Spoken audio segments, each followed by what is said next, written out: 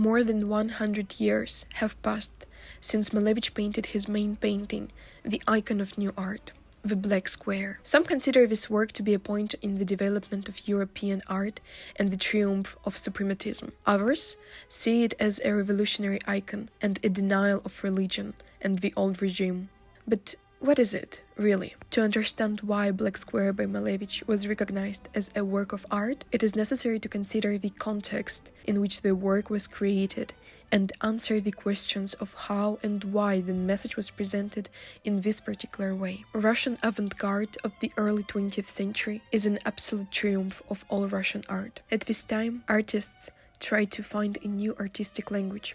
There is a search for a new religion, new ideological foundations. At the heart of the avant-garde search is the idea of synthesis of music, philosophy, religion, and the fine arts. But it was Malevich who first structured it all in his books, in his lectures and paintings. He developed ideas on how art didn't have to copy reality, but create its reality instead. In other words, Malevich insisted that an artist was free to depict the world the way he wanted to, a revolutionary thought back then. Russian-Ukrainian artist refers to the traditional shirt, embroidery, which has a symbolic meaning. In folk embroidery, each pattern has a deep, sacred meaning. The square is the most meaningful. It represents the earth, the four sides of the world, the four times of the day, seasons of the year, and seasons of life: childhood, adolescence, adulthood, and old age. Before Black Square, Malevich created a whole theory behind it. His revolutionary ideas were first presented during a 1915 exhibition called O.10. The artist hung his work in such a way that his Black Square was above all else, almost on the ceiling, a supreme shape, the beginning of everything. It mimicked icons in traditional Russian homes.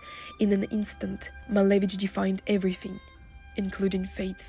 Since Malevich was trying to mimic Christian icons in his painting, the scale of his Black Square is an accurate size of the main icon of the Slavic house. In all fairness, it's not pitch black, not a perfect square either.